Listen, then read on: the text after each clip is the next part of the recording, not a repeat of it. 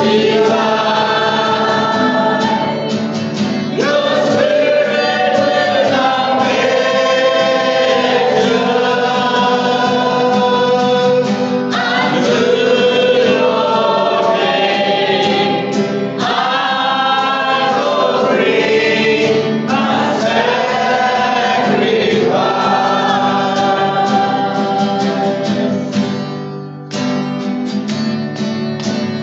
lift my hands.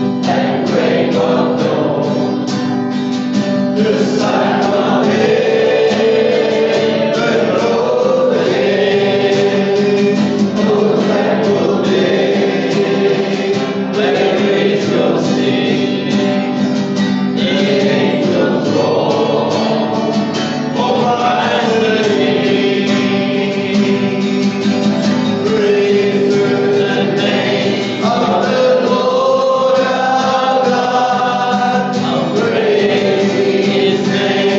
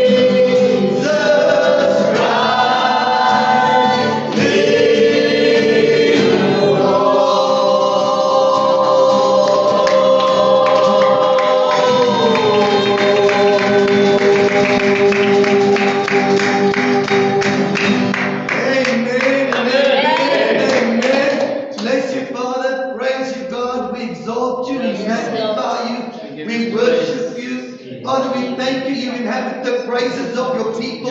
We thank you for the burden removing, yoke destroying power of God. Thank you, God. We don't leave the way we came. In Jesus' name. The house of priesthood, Sikulei, but the Holy Ghost of Acts is still the same. We don't leave the way we came. In Jesus' name. Amen. Amen. You may be seated.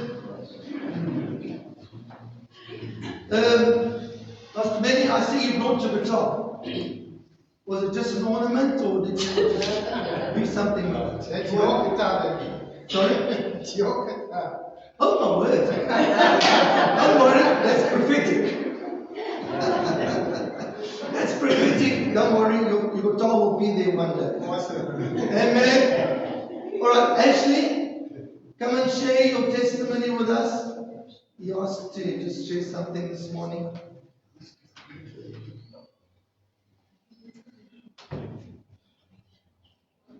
Amen. You need to get in line with the camera. I just want to greet everybody this morning. I'm sure I'm one of the most happiest fathers today. Not that it's my birthday only, but Happy birthday to you. To Jesus. To Jesus be true. May God richest blessings now rest upon you.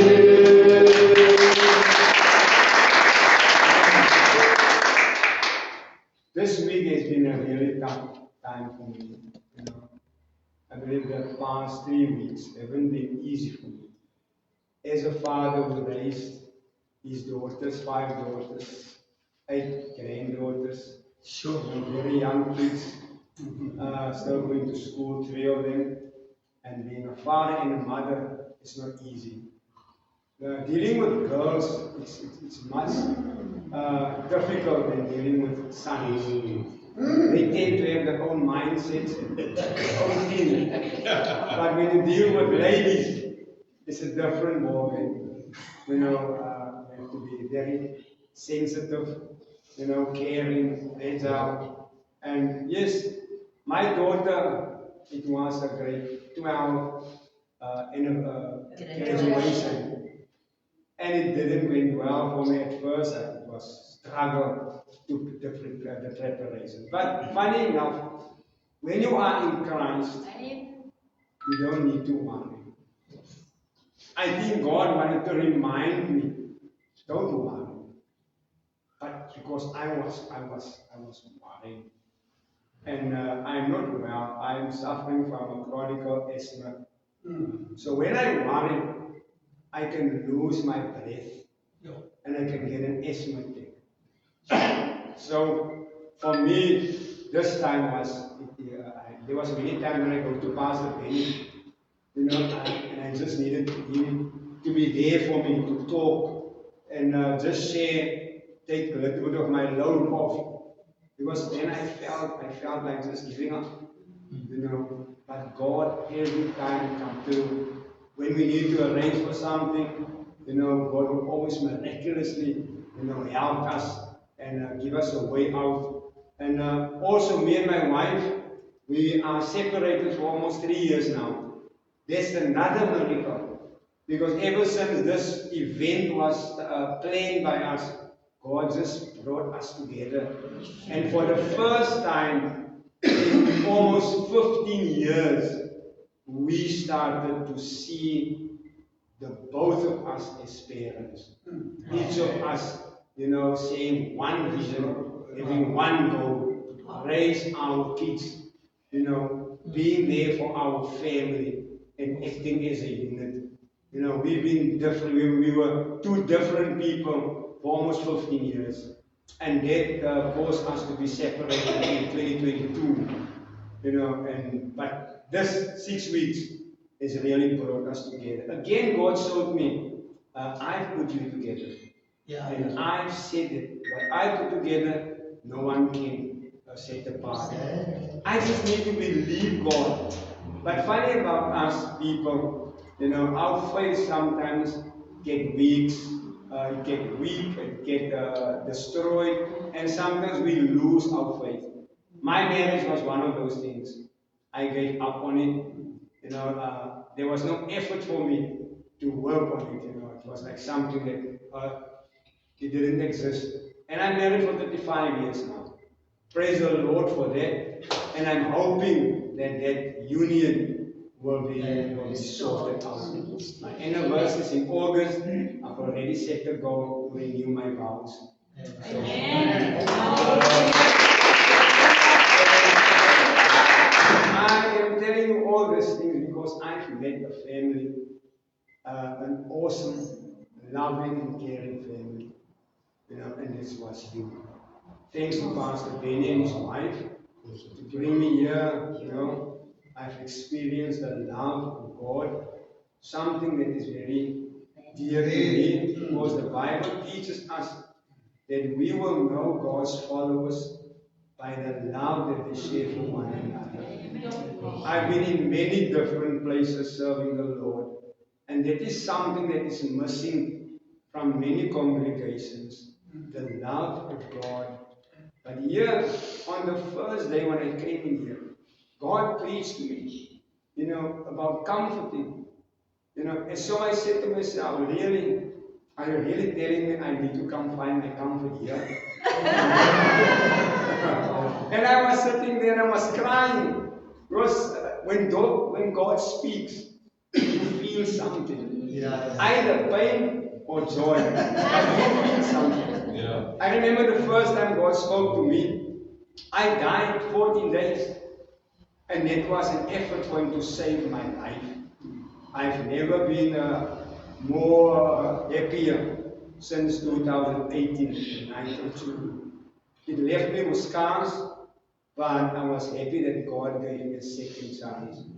And I've been trying to rebuild my shattered home and my destroyed kingdom with God. And it has been one success after another. And this morning I just want to give Him the praise and the honor for that. We do serve a God that is alive. He's there for us. He is really there for us. And He's really alive and He's existing. But we also have an adversary, the Satan and his kingdom. He's also just as alive as God is. And us humans, we take that for granted. And in fact, I experienced something where my soul was almost claimed by Satan and his demons in that time when I was in a coma. I had that experience. So I realized I must not take Him for granted. My life has been under one attack after another. But I can always think back to the cross of Jesus. He has provided us with a solution, and that is His saving grace. This morning I want to say thank you for Pastor Benny and his wife for being there, for my family in times of difficulty. He's been a real brother and a friend, both of them. And I also want to say thank you for Pastor Robin and his wife. They showed my wife something, reaching out to us, and more especially to her. It was something that she experienced for the first time. And that in its own, Pastor Robin and my wife, Alice, I must say thank you for that, because it brought joy and trust back to my wife's life to experience that. Also thank you for everybody here, that has been accepting me into this family without questions. I've been here receiving all your love and kindness. And my Father God, I want to praise Him. I want to praise Him and say thank you for Him, because really He's taking care of me. And He really shows me that I am important. Just as you are important, we are all very important to Him. Yes, that we keep on loving Him, and worshiping Him. Thank you.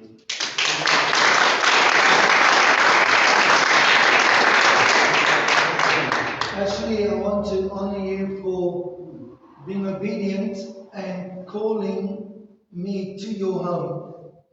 to meet your wife and your family. The moment you did that, you were functioning in the role of being the high priest of your home and your family. And I believe God has honored your obedience. You were looking for order to be restored, and it has begun. Amen. Barbara? Can I just do it from here? Okay. Just very short. It was really just bursting off the mountains and I will share it. Okay. While we were singing and praising the Lord, I don't believe in physical manifestations, but I actually felt a touch on my shoulder. Awesome. And I know that the Lord... Yeah.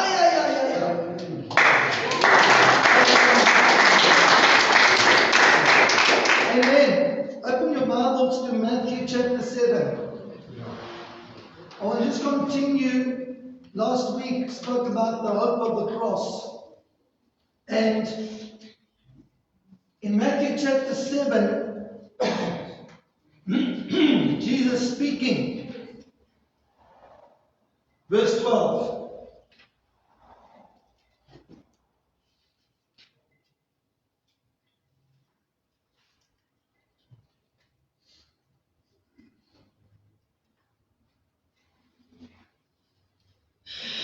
Verse 13.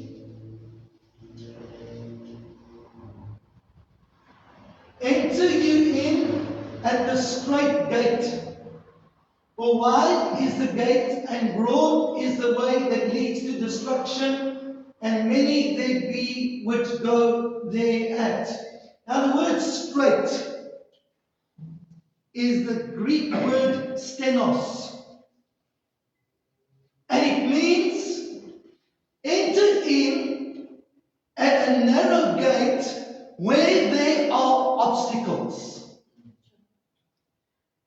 Enter in at a narrow gate where there are obstacles. For wide is the gate. Wide is the gate, meaning there's no obstacles. Broad is the way that leads to destruction, and many there be which go thereat. Verse 14. Because straight is the gate and narrow. The word narrow in the Greek is the word phlebo, and it means to crowd. It means to be tight. It means to be difficult. It's to do with suffering, tribulation, affliction, and trouble. Come on now, church, let's be honest. If we have these two options, there's a wide gate, everything's looking good, it's easy, there's no obstacles, there's no trouble, then there's this narrow gate. And this narrow gate, all you see is obstacles. All you see is trouble. This is not going to be a good experience for you. If we're honest, we want to take the wide gate. Yeah. Meantime, this is Jesus speaking. You see, Jesus is telling us to do what He's doing. He's into walking, entering into a narrow gate. None of you know this. But from the time that Jesus started His ministry, the path got very narrow. And Jesus had obstacles every day of His life. Yeah. He didn't have it easy. If Jesus never had it easy, why do we want it easy? Come on now. I'm talking about the narrow road of hope. The narrow road of hope. Now, look at this. Verse 13. Verse 14. Straight is the gate, narrow is the way which leads to life. I don't know if you ever underline this. There are few. There are few that find it. Think about that. many on the wide road.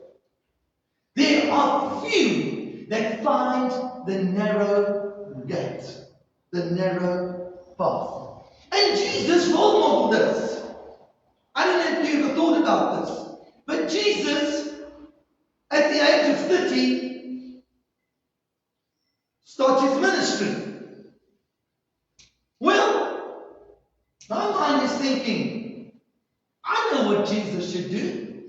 He should go to the Colosseum. And he should start the biggest church in the world. Imagine Jesus behind the pulpit, and the Colosseum is full of thousands upon thousands of people who come to hear Jesus. He would have had the largest church in the world. No. He goes for a walk along the Sea of Galilee. He's looking for a bunch of fishermen. You see, he's looking for few. And he finds 12. 12.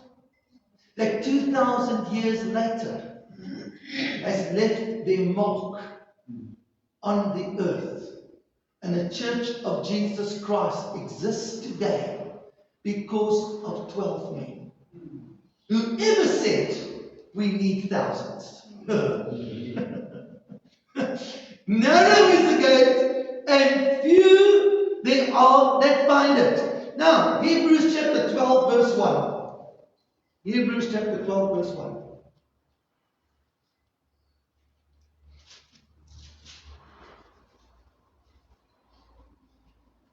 Wherefore, seeing we also are compassed about with so great a cloud of witnesses, let us lay aside every weight and the sin which does so easily beset us.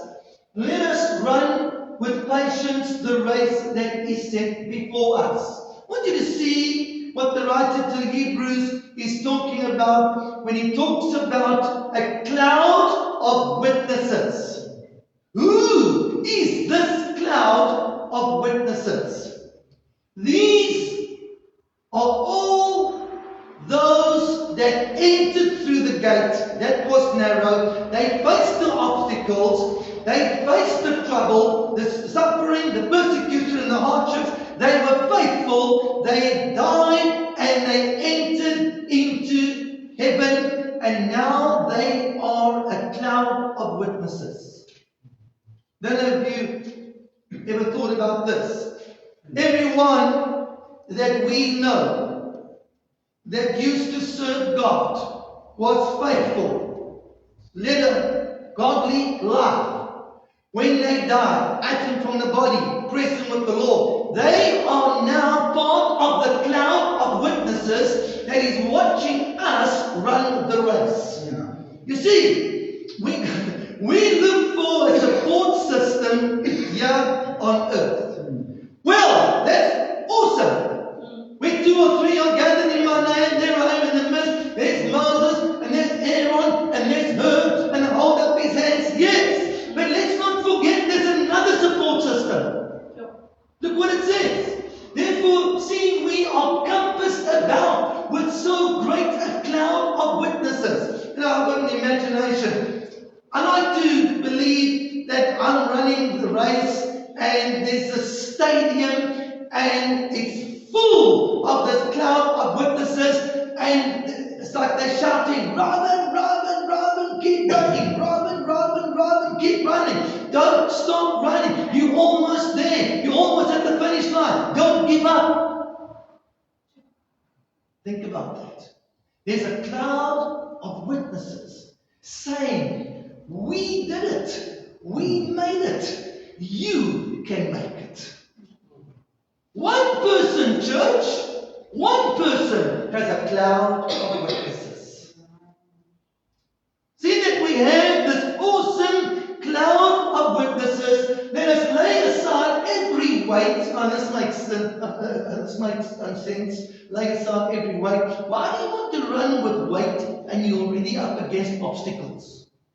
Why do you want to run heavy when you're already facing all kinds of pressure and difficulty and challenges? Lighten your load, man. Get rid of every weight and the sin which does so easily beset you, and let us run with patience the race that is set before us. Amen? Okay. Now, Jesus was our example. Let's look at John 19 verse 33. And let's see how Jesus walked and what happened to him. John 19:33. When they came to Jesus and saw that he was dead already, they did not break his legs. I told you this last week. The act of mercy of the Roman soldiers to break the legs so you would die quicker. Jesus, it's a prophecy, not one bone will be broken. Jesus gave up the ghost. He has died. Now verse 34. But one of the soldiers with a spear pierced his side, and forthwith came there out blood and water. Robin, may I say that Jesus died of a broken heart? You're going to see that. Yes? A physical broken heart. You're going to see that. You're right. Verse 35. Oh, just go back to verse 34. That there pierced his side, and forthwith came there out blood and water. They refer that's a broken heart, a burst heart, that blood and water flowed out when the Roman soldier pierced his side. Verse 35. He that saw it bear record, and his record is true, and he knows that he says true, that you might believe. Verse 36. For these things were done that the scripture should be fulfilled, a bone of him shall not be broken. Verse 37. And again another scripture says, they shall look on him whom they pierced. That's in Zechariah 12 verse 10, verse 38. Now watch this. After this is after Jesus dies. After this, Joseph of Arimathea, being a disciple of Jesus, but secretly for fear of the Jews, besought Pilate that he might take away the body of Jesus, and Pilate gave him leave. And he came therefore and took the body of Jesus. Verse 39. There came also Nicodemus, which at the first came to Jesus by night, and brought a mixture of myrrh and aloes, about 100 pounds of weight. Verse 40. Then took they the body of Jesus, and wound it in linen clothes with the spices, as the manner of the Jews is to bury. Verse 41. Now in the place where he was crucified, there was a garden. And in the garden, a new sepulchre, wherein was never a man yet laid. Verse 42.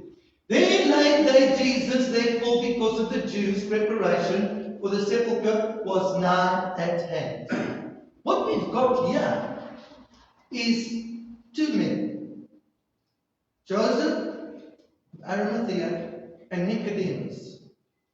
Only two men come to the cross and take Jesus' body down and take it to a tomb.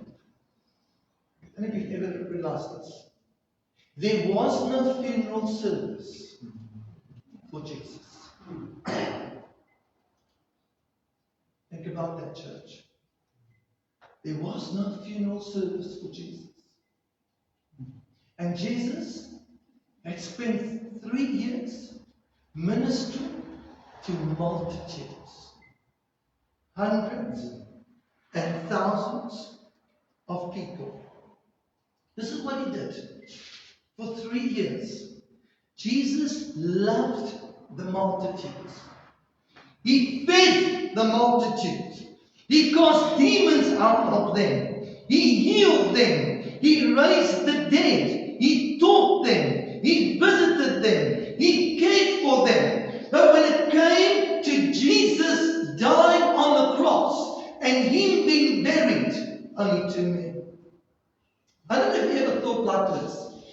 I wonder who's going to come to my funeral. Don't think like that. Enter in at the narrow gate, where there are few that find it. When Jesus Christ, the Son of God, was being buried, there were 2 men. God would have it that it would be Joseph of Arimathea and it would be Nicodemus.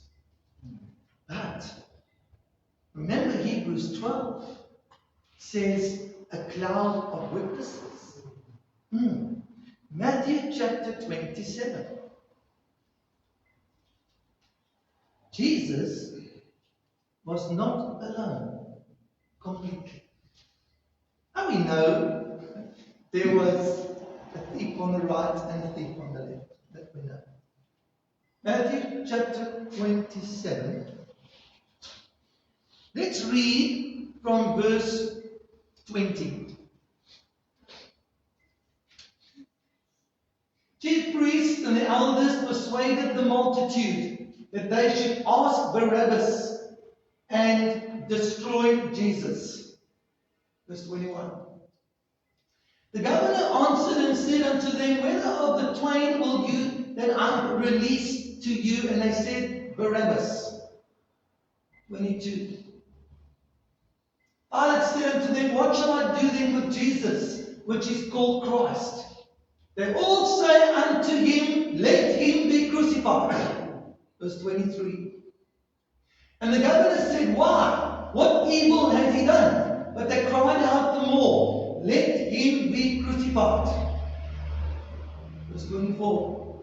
When Pilate saw that he could prevail nothing, but that rather a tumult was made, he took water, washed his hands before the multitude, saying, I'm innocent of the blood of this just person, see you to it. The multitude, the same ones that Jesus had done all the good things to for 3 years, were crying out, crucify him, crucify him.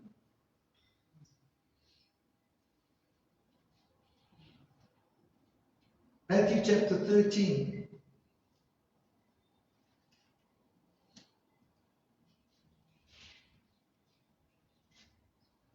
Matthew chapter 13 from verse 2.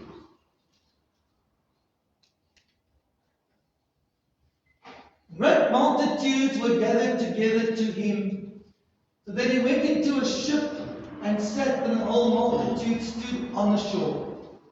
Verse 3. And he spoke many things to them in parables. Why? Here's the multitude in front of Jesus, and he speaks to them in parables. Now, this particular parable is about a sower that went to sow. When he's finished telling this parable, the multitude leave. I can imagine what the multitude was saying when he finished telling this parable. Saying, my word, Jesus knows quite a bit about farming. If you ever want to get into farming, then call Jesus. Because he knows about sowing and about seed. The whole multitude, listen carefully, church, the whole multitude walked away. And they never understood the parable. But the disciples, they came to Jesus and they asked a question. Why do you talk to the people in parables? Go to verse 10.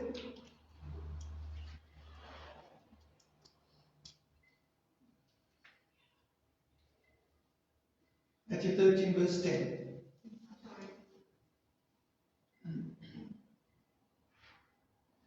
And the disciples came and said to him, why do you speak to them in parables? That's the multitude. Verse 11. He answered and said unto them, because it is given to you to know the mysteries of the kingdom, but it's not been given to them.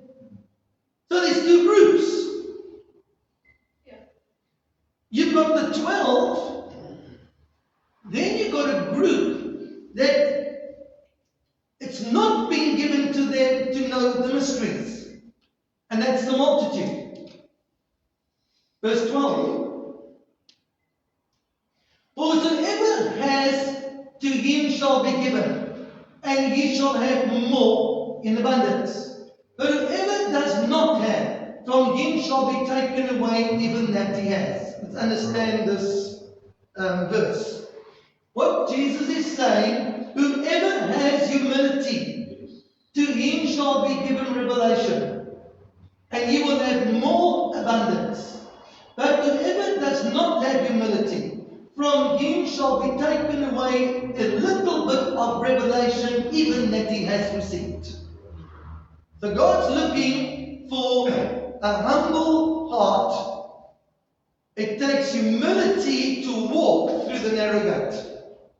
Pride is looking for the wide gate. It takes humility to walk through the narrow gate, knowing few find it. That you will sometimes feel alone. You'll feel that you don't have much support. But you better know that God is pleased with you. If you are choosing the narrow gate and the narrow path. So, verse 13. Therefore speak unto them in parables, because they seeing see not, and hearing they hear not, neither do they understand. I don't think you saw this. But if I'm talking to somebody and they're not hearing and they're not seeing, there's something inside of me that wants to grab them and shake them and say, listen to me. I want to do everything in my power to try and make them hear and try and make them see. Yeah. Not Jesus. Because the Bible says that God resists the proud and He gives grace to the humble. Learn that lesson. There are those that will not hear, they will not see, and don't waste your time trying to convince them. If God is resisting them, who do we think we are that we can try and do something that God's not even trying to do? And if you're in the Spirit, you will sense the resistance coming from them and you will just shut down. Amen? Verse 14. In them is fulfilled the prophecy of Isaiah, which says, by hearing you shall hear and shall not understand, and seeing you shall see and you shall not perceive. That's a prophecy. Verse 15. For this people's heart is waxed gross, their ears are dull of hearing, and their eyes they have closed, lest at any time they should see with their eyes and hear with their ears, and should understand with their heart, and should be converted, and I should heal them. Now, John chapter 6. John chapter 6 verse 2.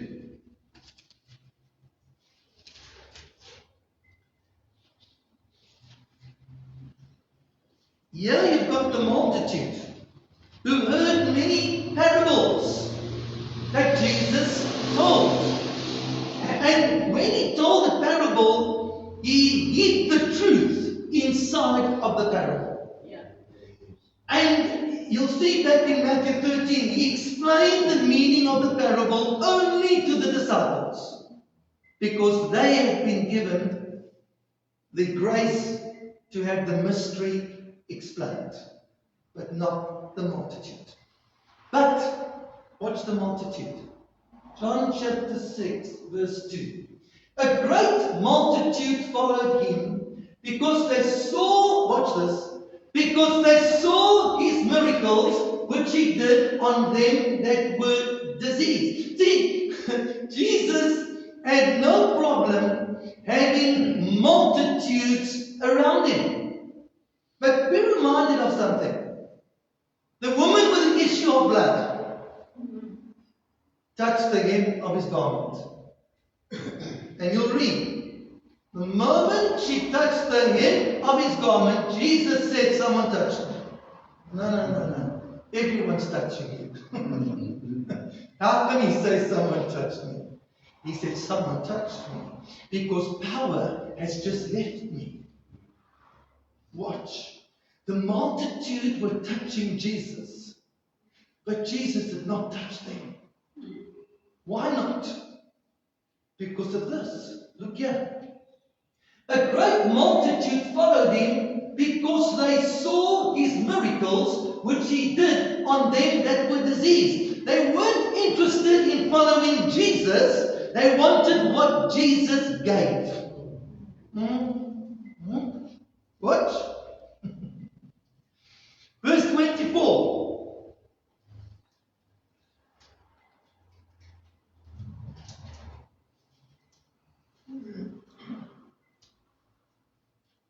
When the people therefore saw that Jesus was not there, neither the disciples, they also took shipping and came to Capernaum seeking for Jesus. Now the multitude are looking for Jesus. Verse 25.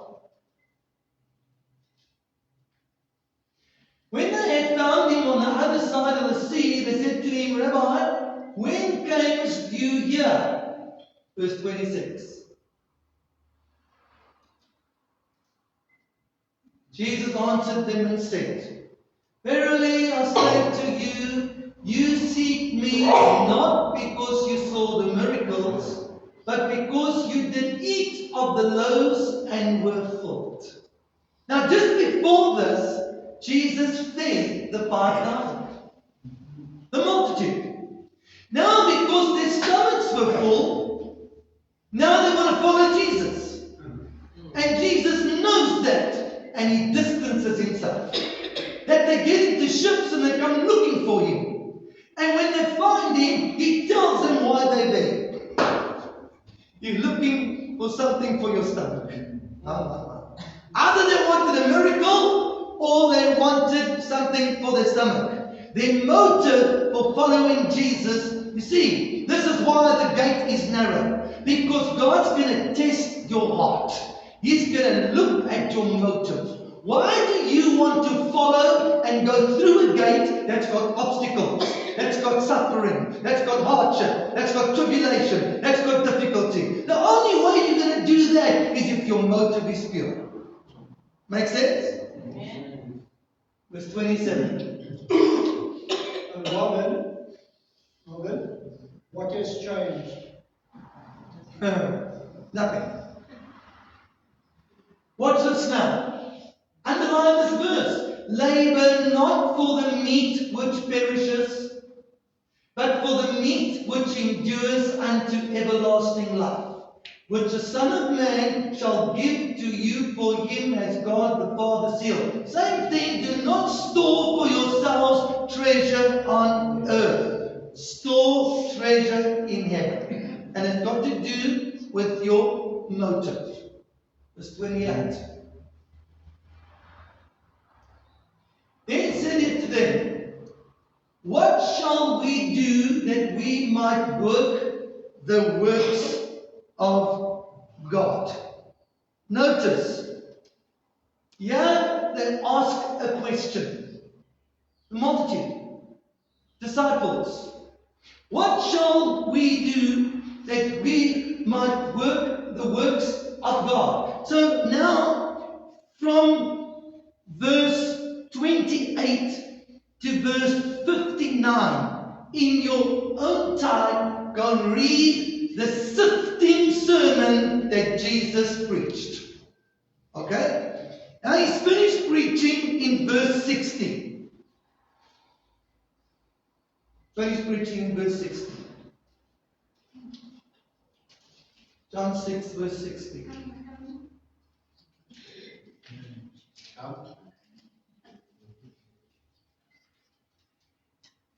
Look at this. This is after Jesus has preached under the anointing of the power of the Holy Spirit. He's told the truth. This is the results. Many, therefore, of his disciples, when they heard this, said, This is a hard saying. Who can hear it? Verse 61. When Jesus knew in himself that his disciples murmured at it. He said to them, does this offend you? Verse 62. What and if you shall see the Son of Man ascend up where he was before? Verse 63. It is the Spirit that quickeneth, the flesh profits nothing. The words that I speak to you are spirit and life. Verse 64. But there are some of you that do not believe. For Jesus knew from the beginning who they were that believed not, and who should betray him. They were following him, but they did not believe him. 65. And he said, therefore said unto you that no man can come unto me except it were given unto him of my Father. Woo, that verse.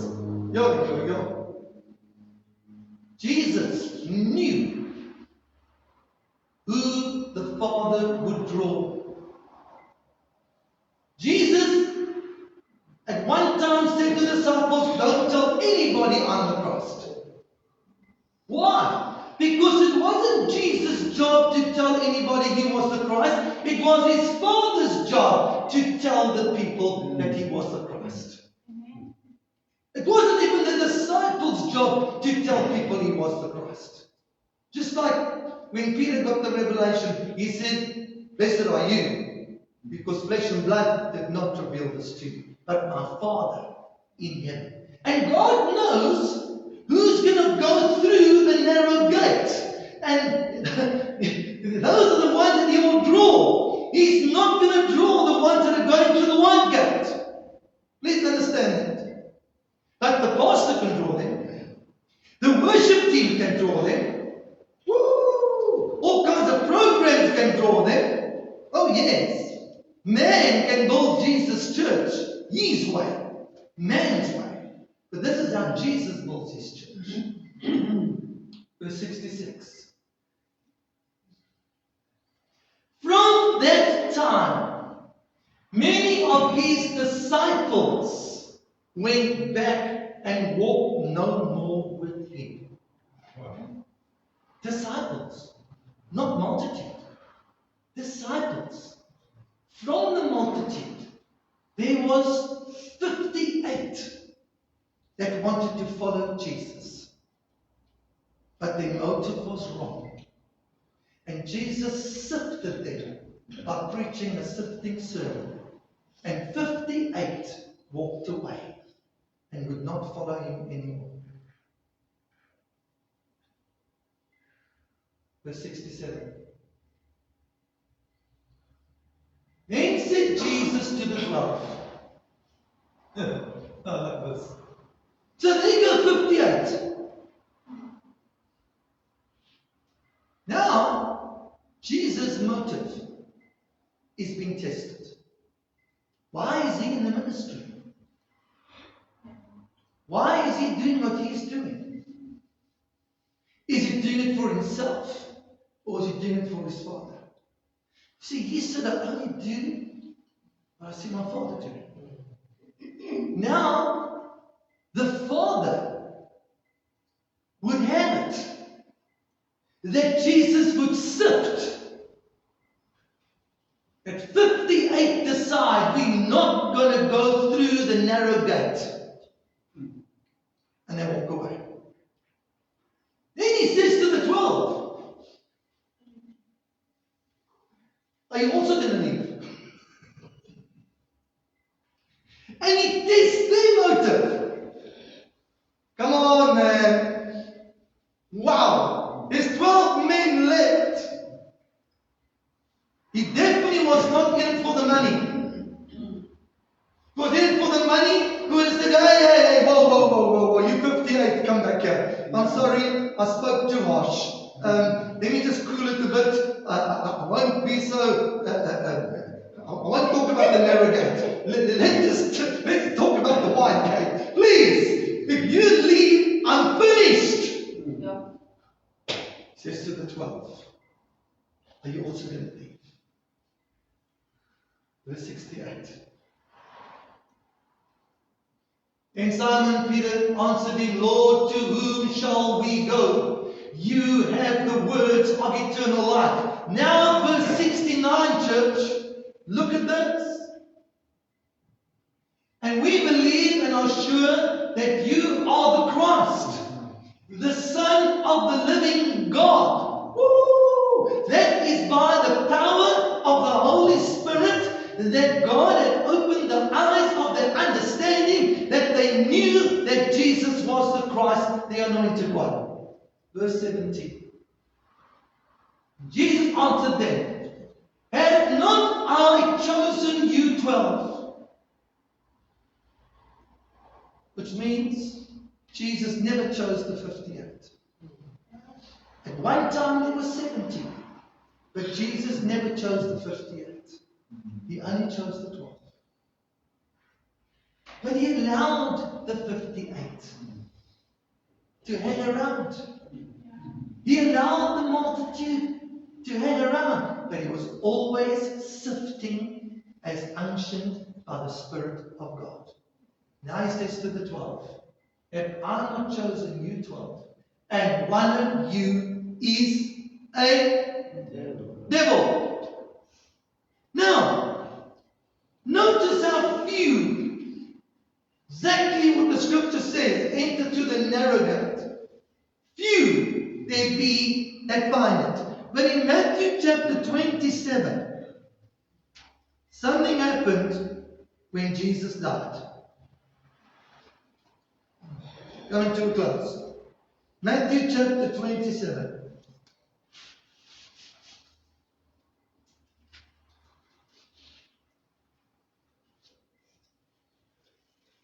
From verse 15. 1:5? Yeah. Okay. Matthew 27, from verse 15. 15. 50. Jesus, when he had cried again with a loud voice, yielded up the ghost. Jesus dies. 51. Behold, the veil of the temple was rent in twain from the top to the bottom, and the earth did quake, and the rocks rent. Dealt with that. Look at verse 52. Remember those witnesses in Hebrews 12, of all of those that had gone before, that entered that gate, and they were taken into heaven. Yeah, something incredible happens. The graves opened, and many bodies of the saints which slept arose. Verse 52. And came out of the graves after his resurrection, and went into the holy city, and appeared to many. There was a place called Abraham's bosom. And all of those in the Old Testament that were right standing with God, served the Lord, when they died, they couldn't go to heaven. Because Jesus was the door. Jesus had to die first. So they went to a waiting place called Abraham's bosom. Can you imagine what's going on here? Two men, Joseph and Nicodemus, take Jesus down from the cross and they put him in a tomb. But Jesus goes to Abraham's bosom and he goes and fetches multitudes of those that loved his Father, that served his Father. They are resurrected, they come out of the graves, they go into the city and appear to many. Jesus was not alone. But you've got to see the way that the Bible presents it. It doesn't matter that he never had a funeral service. It didn't matter that there were so few present at his burial. It's what's going on in the spirit realm. That's what's important, church. So then, when he ascended, he took captivity captive. He took all of the Old Testament righteous saints into heaven. And we today are encouraged. Doesn't matter how few we are. Doesn't matter how little support we have. Doesn't matter how narrow that gate is. There's a cloud of witnesses that are cheering, that are watching, that are giving us hope. If they can make it, then so can we. Let's make a decision to not go through the wide gate. And this is important. In eschatology, you will hear about the apostate church. They leave the narrow gate and they shift. And they decide to follow the way of the world. They end up inside Babylon. By the grace of God, we will continue on the narrow path through the narrow gate. And God will give us the grace as we face every obstacle, as we face every challenge, every suffering, every difficulty. My grace is sufficient for you, says the Lord. Amen. Amen.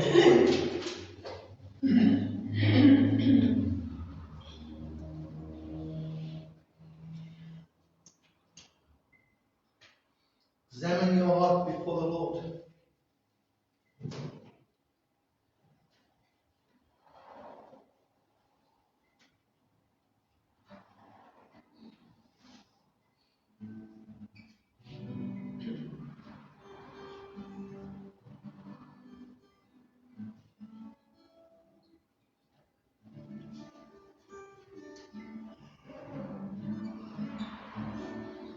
Please let me walk with you, Jesus. Don't ever leave me alone. For without your love, I could never make heaven my home. I've been through the valley with Jesus. And I've been through the valley alone. But there's never a time that He failed me. For to Him with my troubles I go. So please let me walk with you, Jesus. Don't ever leave me alone. Oh, without your love, I could never make heaven my home.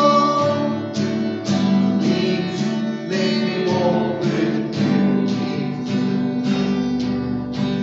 Don't ever leave me alone. Oh, without your love, I could never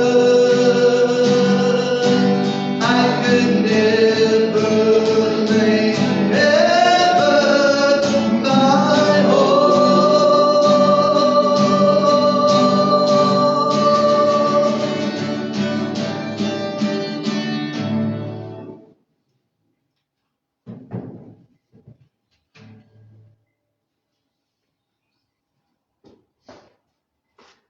Your conscience is clear before God and man. Come to the table. Receive the emblems. Wait for one another. And we all partake together. Come as we worship.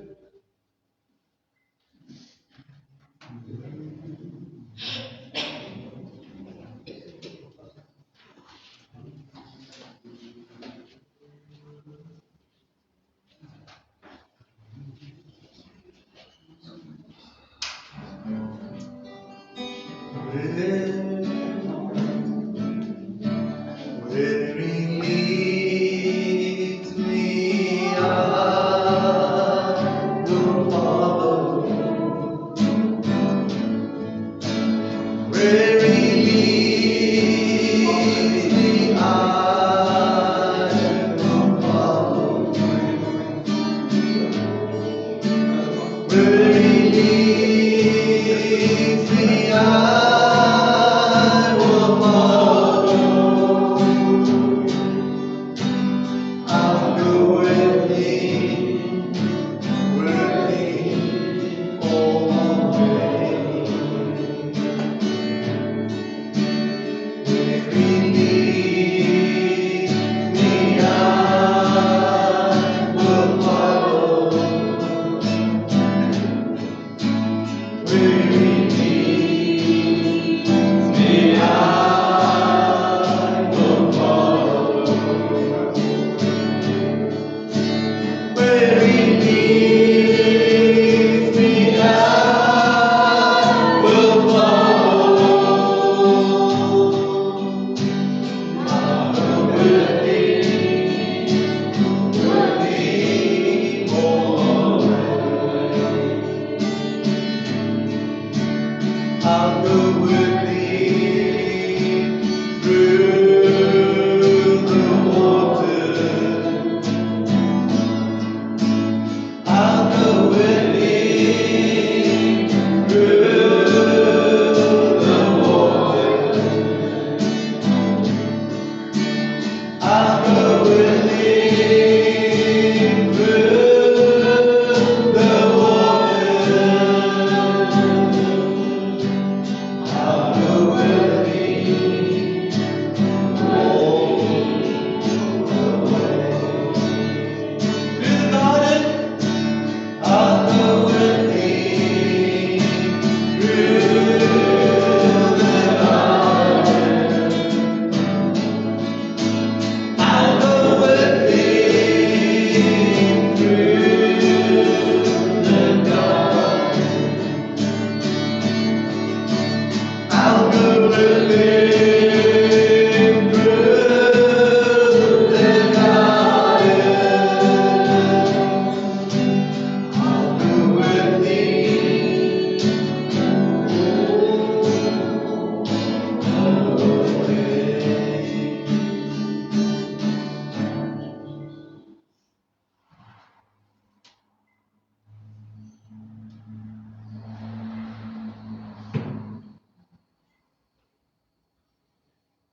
It's taken me years to learn something. I've learned to understand that the narrower the path, the more obstacles, the more difficult, the more challenging. It just means that God can trust you, that you've got the character to be able to handle that. Before that, I'm saying, Lord, remove the obstacles. Yeah. Lord, widen that narrow gate. Make it easier. As we look at Jesus on the cross, what a narrow gate Jesus went through. We heard last week how much he suffered on the cross. And he said, if you want to follow me, take up your own cross. No. We start in the garden, and the moment we hear that, we run away.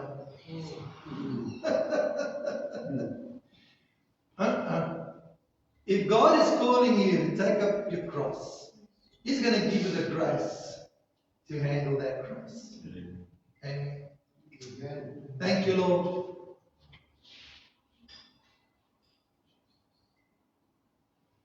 Body was broken. Blood was shed. Our deepest needs can be met, spirit, soul, and body. Our sins washed away. We don't remember them anymore.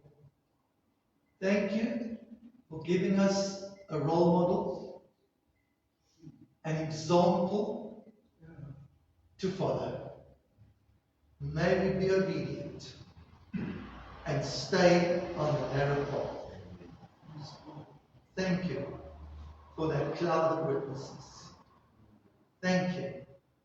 We'll join them one day. Let's partake together with grateful hearts.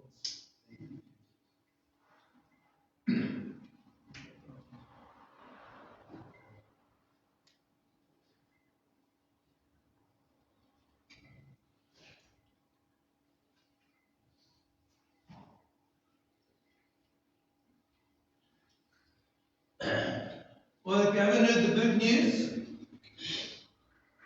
I think Jenny, you've been sharing. No, you can share. You can share. You've been sharing individuals. No, you can share. I went to see Pastor Andre yesterday afternoon. He's been in hospital 15 days. 17 days today. 17 days today. Yesterday afternoon, I saw him in the best condition that I had seen him since he got admitted to hospital. Thank you to all of you that prayed. God has heard.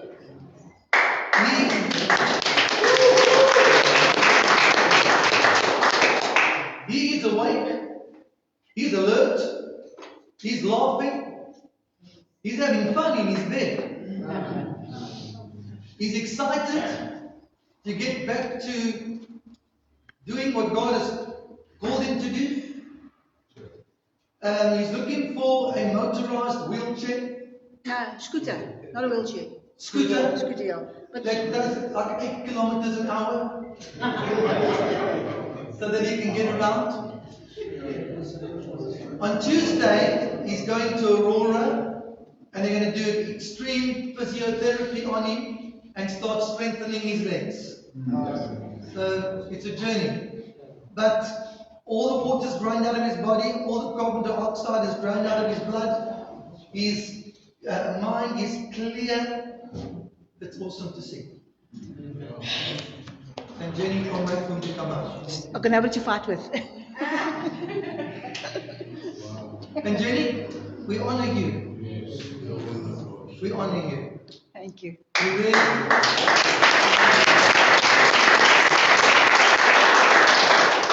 You're a role model for everyone on how to look after, take care of their husbands.